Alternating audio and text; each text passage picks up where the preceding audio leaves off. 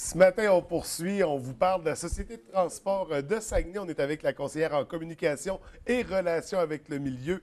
C'est nul autre que Mme Louise Malaison. Bienvenue à l'émission. Oui, merci François. Écoutez, il y a beaucoup de projets, beaucoup de nouveautés, beaucoup de développement avec la STS ces temps-ci, même depuis quelques années, depuis quelques temps. Ça fait qu'on va essayer de remettre des pendules à l'heure à ce niveau-là. On va débuter déjà avec une collaboration toute récente par rapport au Zoom Photo Festival. Donc, la STS a décidé de participer à l'événement cette année d'une façon bien particulière. Est-ce que vous pouvez nous expliquer de quelle façon vous êtes impliqué? Bien, en fait, il y a un de nos véhicules qui est un véhicule qui est un autobus qui fait à peu près tous les circuits, dans le sens qu'il va remplacer certains circuits, certains véhicules dans les circuits. Donc, cet autobus-là, qui est identifié aux couleurs du quotidien Progrès Dimanche, a été un petit peu comme prêté pour que l'intérieur soit une salle d'exposition. C'est-à-dire que quand vous voyez les espaces publicitaires qui sont accrochés en haut des sièges des autobus, dans cet autobus-là, c'est entièrement l'exposition de Zoom Festival, c'est-à-dire de la presse plus, où on voit des photos de Manic, en fait de LG2, d'Henri Richard, de Maurice Richard et tout ça. En fait, ce sont des photos qui font partie de la collection de la Presse Plus, donc des photos de plusieurs décennies, de plusieurs secteurs d'activité au Québec. Et c'est ça qui touche à l'histoire du Québec. Et les usagers de la STS, assis dans le bus en faisant leur trajet régulier, sont à même de pouvoir voir ces photos-là. Et surtout, ces photos-là sont accompagnées d'un commentaire qui nous explique le contexte de la photo. Donc, c'est nouveau cette année. C'est comme une exposition itinérante. Et quand vous voyez l'autobus du quotidien Progrès Dimanche, bien, vous savez que c'est dans cet autobus-là qu'il y a l'exposition de Zoom Festival. Donc, cet autobus-là se promène dans les circuits réguliers de la STS, il faut bien savoir, et remplace dans tout le réseau des circuits existants. Donc, quand vous êtes chanceux puis que vous vous embarquez dans cet autobus-là, vous vivez une expérience particulière parce que ça donne toute une autre atmosphère au véhicule. C'est enrichissant. On en apprend plus sur notre histoire. Donc, en même temps qu'on voyage à Saguenay, on voyage dans le temps avec ces photos-là. On voyage dans l'histoire du Québec. Et c'est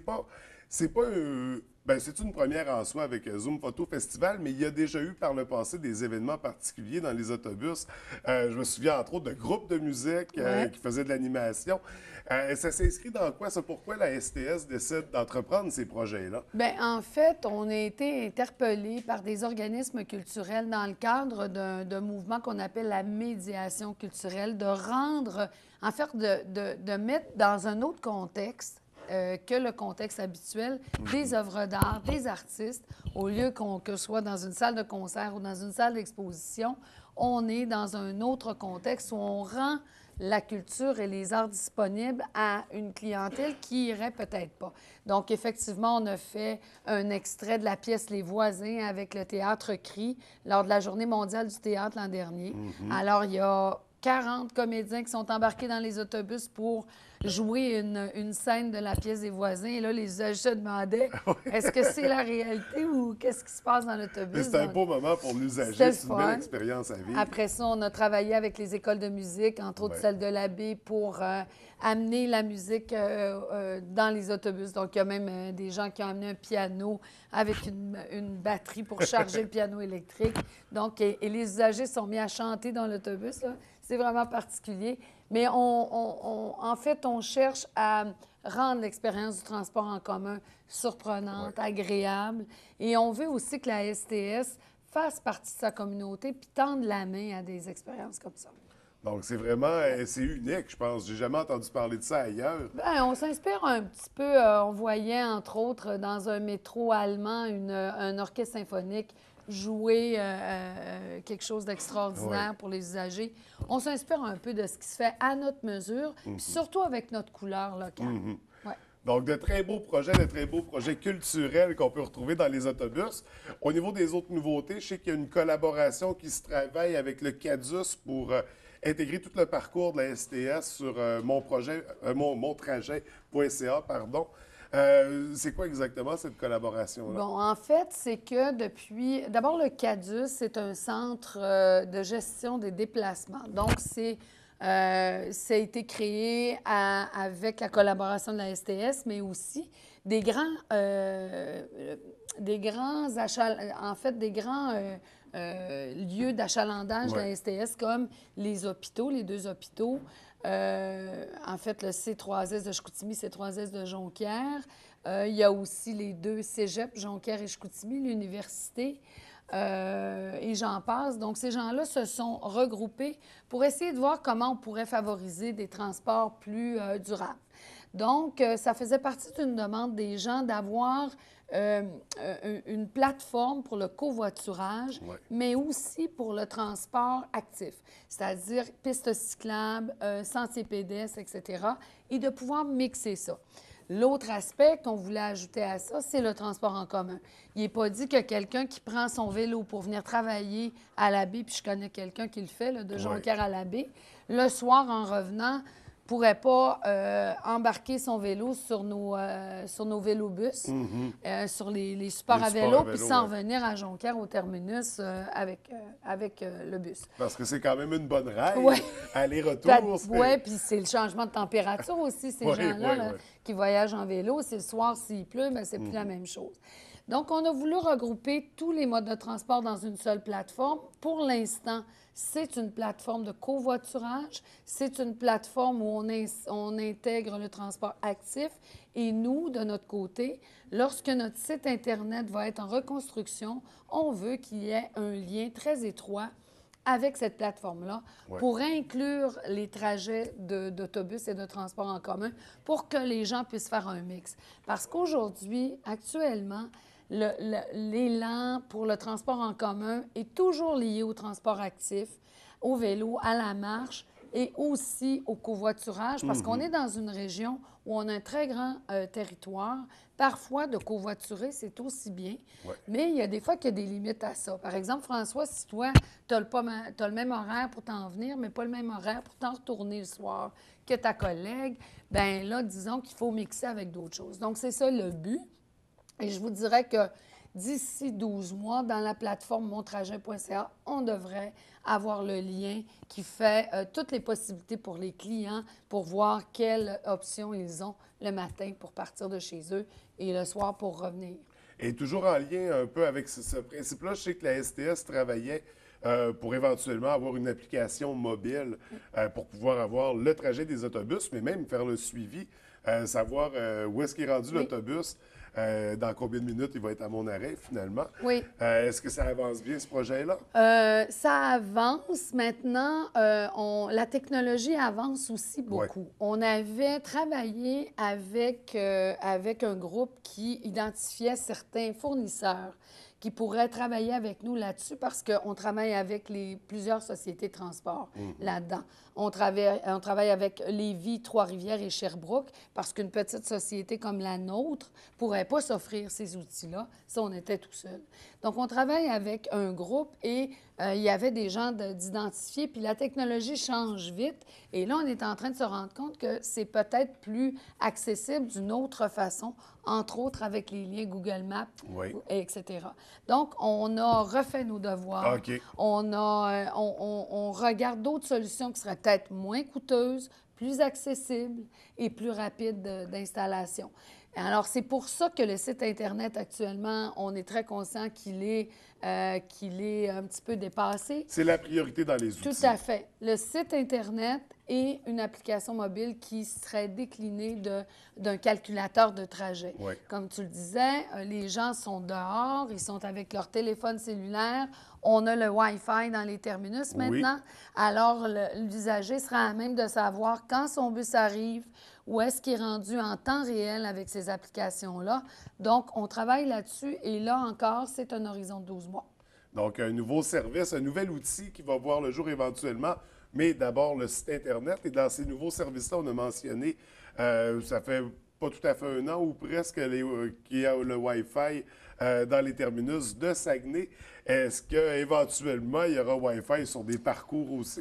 Bon, d'abord, dans les terminus de Saguenay, ça fait partie d'un élan que la Ville s'est donné de faire de donner accès Ouais. Wi-Fi dans plusieurs lieux publics. Il y a une liste là, sur le site Internet de la Ville de Saguenay là-dessus. Et nos terminus ont été branchés avec la fibre optique au fur et à mesure. Et là, ce sont des lieux qui sont Wi-Fi. Maintenant, pour ce qui est du Wi-Fi dans les autobus, la difficulté, c'est la quincaillerie. C'est-à-dire que quand on installe, pardon, Wi-Fi dans les autobus, je vais prendre un petit peu d'eau. Oui.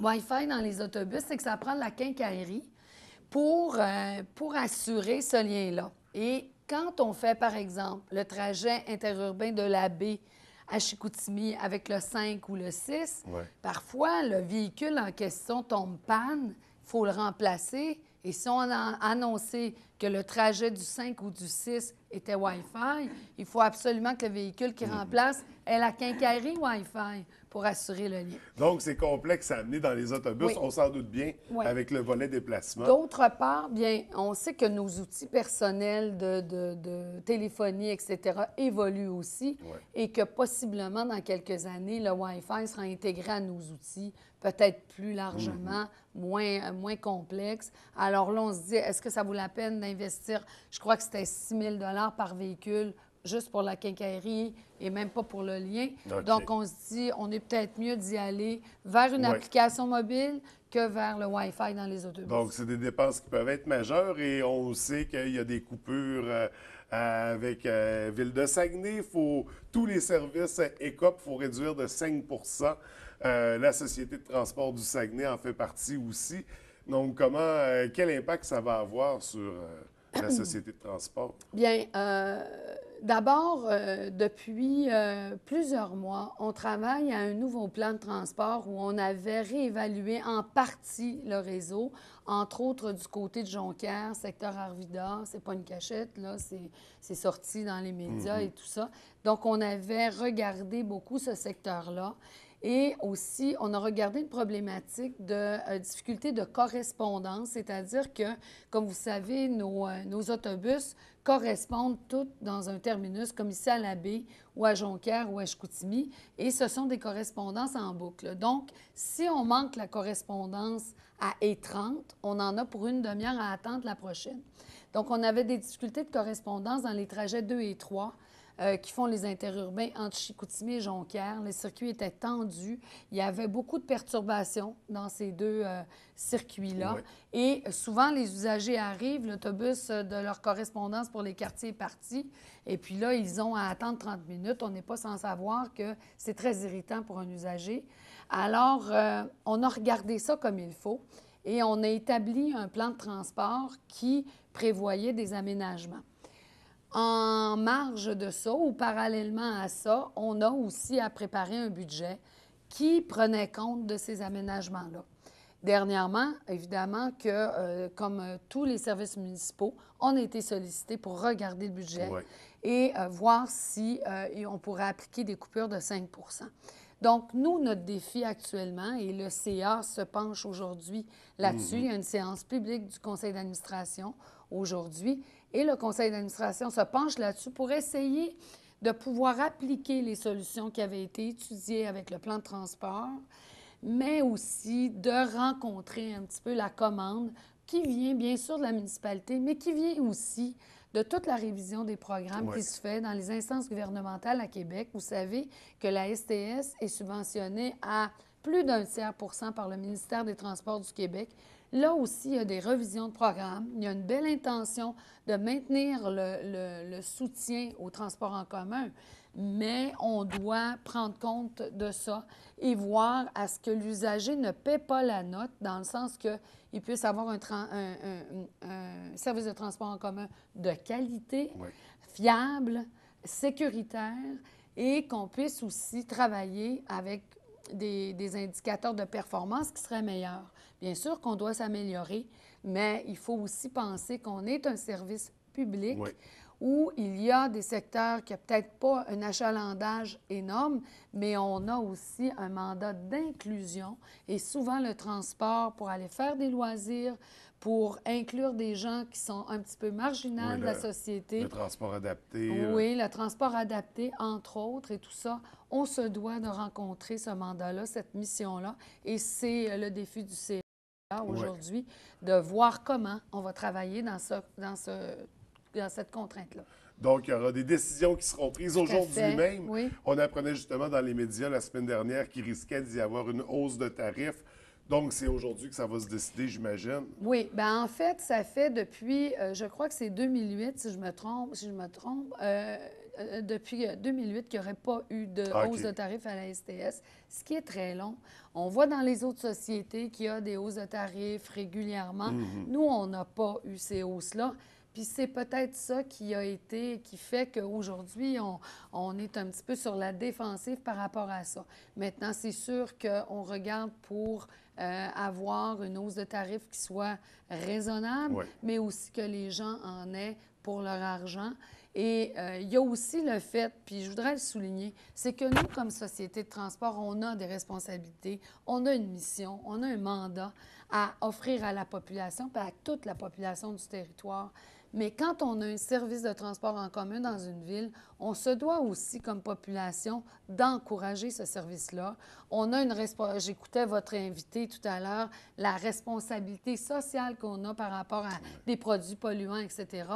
Bien, les produits polluants, c'est aussi des autos. L'auto solo, on est les champions. Ah oui, des autos solo, ça remplit nos routes le Mais on matin. comprend que le territoire est Ouais. vaste, puis qu'il y a des difficultés. Puis nous-mêmes, comme société, on a un défi particulier par rapport au territoire qui est de 1200 km². Si on compare ça à Sherbrooke, qui est à 350 km², on ne peut pas arriver avec la même fréquence. Ça veut dire qu'il y a vraiment le rapport offre et demande. Ouais. Plus il va y avoir d'usagers, Voilà. plus il y aura de services Tout à pour fait les ça. usagers. Tout à C'est fait. aussi simple que ça. C'est C'est ça.